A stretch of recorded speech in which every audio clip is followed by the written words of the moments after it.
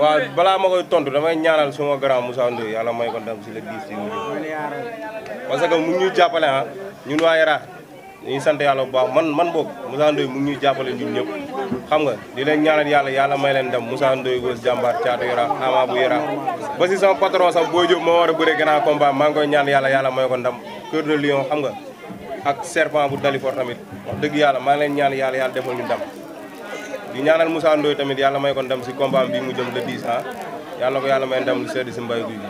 ah Yoff ñoom mooy loolu ñu nag waa Yoff du dër bi dañ ko bëgg a def dër bi te loolu mënul nekk dër bi parce que démb Ndiaye dañ leen toroxal fii arène nationale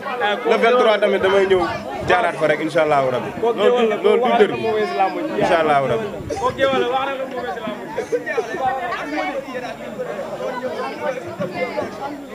non loolu mënu maa teg pression booy yi nii mënuñu maa teg pression booy yëpp ñii samay rakk la ñoo fi toog ñii aw ma seen fay fu ma dem fu ma nu ma munti mel tey ñoom ñoo ma ko mel.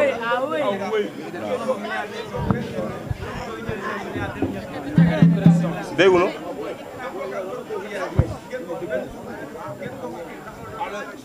non loolu mënu maa teg pression parce que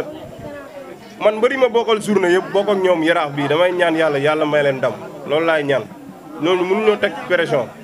parce que booy ànd ak ay mbër di entraîné di daj ay coono comprendre nga géew bu amul pression incha allah géew bu du am benn pression mbër géwél mënu maa teg pression man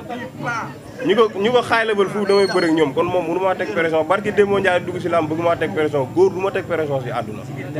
waaw loolu moom anyway góor mënu maa teg pression sama si kaw suuf waaw voilà mooy loolu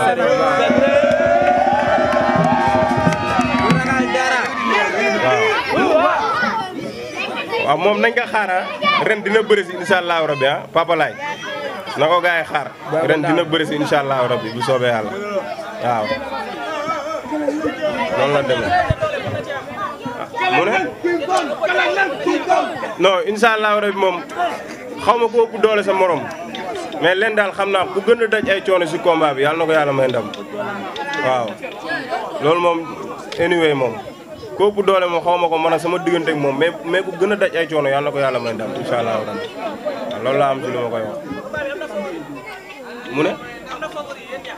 non man sama bopp def naa sama bopp favori bu yàgg man ku may bëreel maay def sama bopp favori dinaa bëre yow di la def favori xalaatuma ko sax waaw ku may bëreel maa nekk sa favori par force incha allah si moom nu mu ko bëggee rek moom mooy diriger nu mu ko bëggee rek ñu defee ko noonu incha allah rabbi dégg lu mu la wax nu mu ko bëggee rek sans dépense yi moom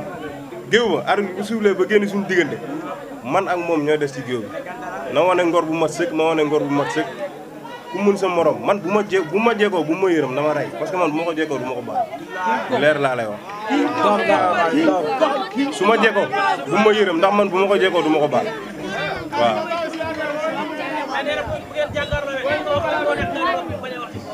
mu ne waaw mais loolu na bàyyi ba le 23 lépp dina leer saaga yaakamtee xeex la saaga yaakamtee xeex la bu arbitre bi génnee suñu diggante lépp lu ma ko waxoon si lu ko naqari na ñëw faj ko après bu koy ñëw faj dina yóbbaale leneen lu dul loolu bu soobee yàlla non c'est que ndaanaan man amul moo xam moom quoi na dem ut